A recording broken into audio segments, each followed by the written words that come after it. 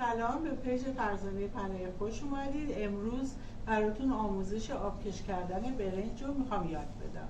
ما برای آبکش کردن برنج اینجا الان من 4 پیمونه برنج رو میخوام خیس کنم. به 2 ساعت قبل خیس میکنیم. اگه برنجمون کهنه باشه میتونیم 3 تا 4 ساعت خیس بکنیم برنج رو. ولی اگه برنجمون تازه باشه، مال امسال باشه، احتیاج به خیس کردن 1 ربع تا 20 دقیقه داره. چون بخوایم اگه خیس هم بکنیم، آبکش هم بکنیم، تمام برنج ما له میشه. من این برنج رو الان میشورم، شستنشو بهتون نشون میدم. بعد میذارم یه چند ساعت، چون برنجش کهنه است، چند ساعت میذارم برنجش خیس بخوره. بعد مراحل بعدی رو بهتون میگم. برای تهیه برنج شما باید برنج فقط به بو کردنش نیست که ما ببینیم چه بویی میده. برنج رو باید تشخیص بدید برنج خورد نداشته باشه توش، یعنی یه برنج خورد باشه، شکسته باشه، یکی دو چند جور برنج باشه با هم قاطی باشه، این برنج خوبی در نمیاد. یا برنجی بگیریم که خودمون متوجه نمیشیم برنج خوبیه، ولی میایم خونه میبینیم برنجا همه شکسته است. این هم برنج خوبی نیستش. پس بعد از پخت برنجمون برنج خوبی در نمیاد. برنج باید یک اندازه باشه، قاطی هم نداشته باشه. اون موقع اون برنج خوبی هستش. من برنج رو الان شروع میکنم به شستن. برنج رو همدمای هر جا هستش، مثلا توی جایی که آشپزخونه نگه داشتیم، برنج رو با همون دما میشوریم. برنج رو زیاد با آب جوش نمیشوریم، با برنجی که همدمای خود برنج باشه میشوریم.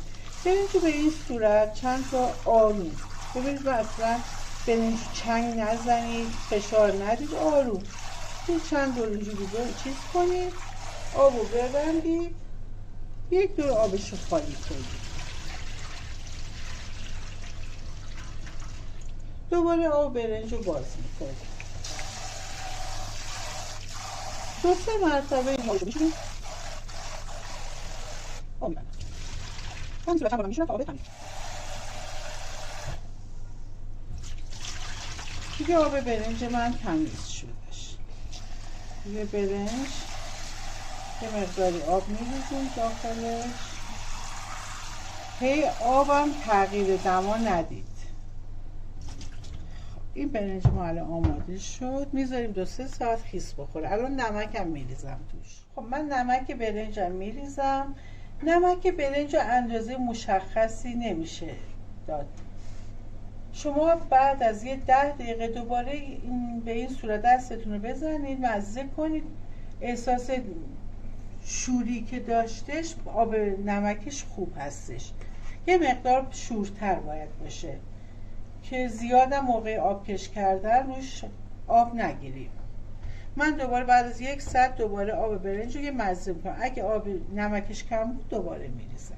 خب من آب رو گذاشتم که جوش بیاد یه قابلمه بزرگ. آب و اضافه برنج رو من خالی میکنم. تقریبا 2 ساعت تا 3 ساعتی الان برنج ما خیس خورده. دونه‌های برنج ببینید به این صورت درست شد. من برنج رو داخل آبی که در حال جوشه میریزم. شعله برنج رو کم نکنید اصلا زیر غذا رو.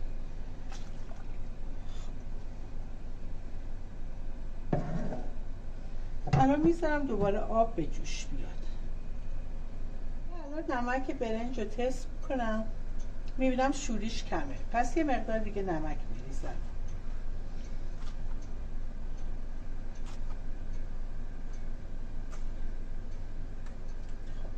بعد اگه بخوایم بتونیم زودتر جوش بیاد دوباره آبمون، چون برنج ریختیم آب سرد شده، میتونیم بالا سرش باشیم ولی یک کم 2 دقیقه در بزنیم تا آب به جوش بیاد، بعد در رو برمیداریم. خب آب شروع به جوش اومدن که من درش رو برمیدارم، یه کوچولو هم میزنم، زیر رو میکنم، ثبت میکنیم. برنج هر موقع ما دیدیم میتونیم حتی زیر دندونمون وسطش سفت باشه، 2 طرفش نرم شدهش، برنجمون آماده است.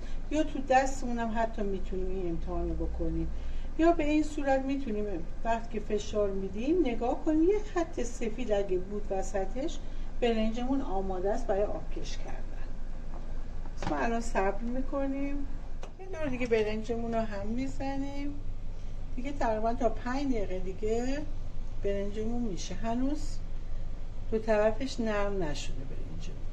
یکم دیگه صبر میکنیم دیگه. برنج ما آماده شده برای آبکش کردن. ببینید وسطش قشنگ دو طرف پخته، وسطش خامه هنوز. آب نمک برنج رو دوباره توی این مرحله یه تست کنید. اگه دیدید کمه دوباره کمی بریزید. برنج تقریبا باید مزه شوریش دهنتون رو حس بکنید، مزه شوریشو. من آب برنج رو خالی میکنم با برنج.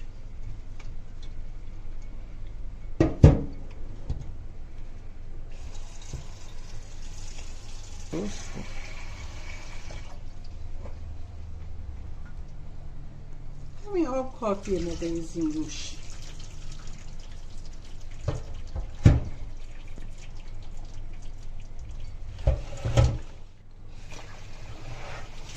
یه دور کوچیک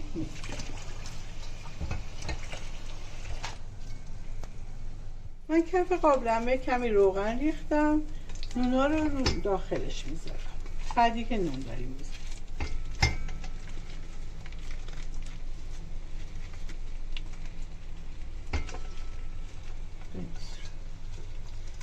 حالا برنجی که آبکش کرده بودم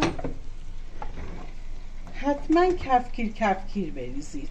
یه دفعه بر نگردونید برنج رو که برنجمون دور بشه. با آبکش هم سرویس نکنید که کفش ممکنه آب داشته باشه.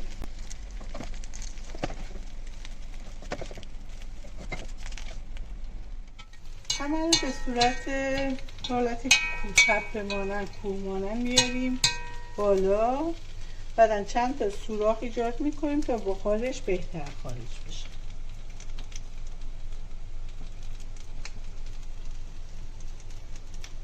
خب در قابلمه رو میذاریم بخار کنه. بعد از بخار آب روغن میریزیم. شعله‌ش رو باید تقریبا متوسط رو به بالا بذاریم تا بخار کنه. بعد از 10 دقیقه آب روغن میریزیم. وقتی بخار کرد روغن رو کمی گذاشتم رو حرارت. آبم تقریبا نصف لیوان ریختم.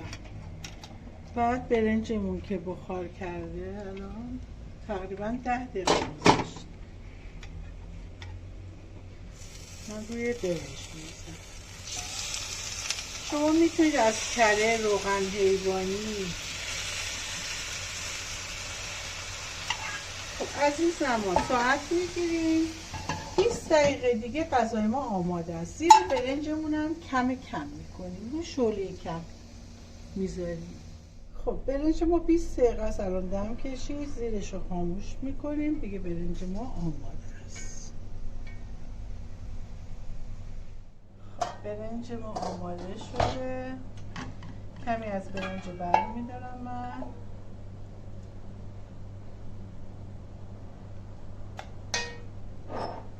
زعفران میریزم بهش برای تزیین روی برنج رو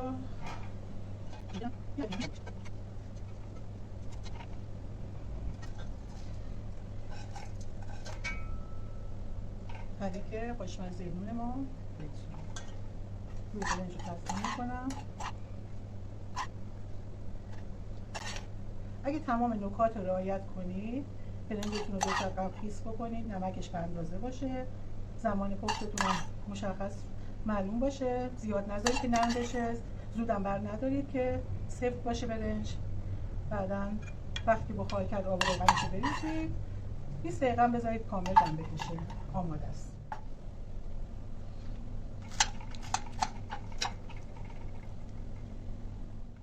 دوستان عزیز برنج ما آماده شد. به این صورت آبکش شدش. برنج بسیار دون و خیلی خوب شده. اگه تمام نکات رو رعایت کنید یه برنج خیلی خوب براتون درست میشه.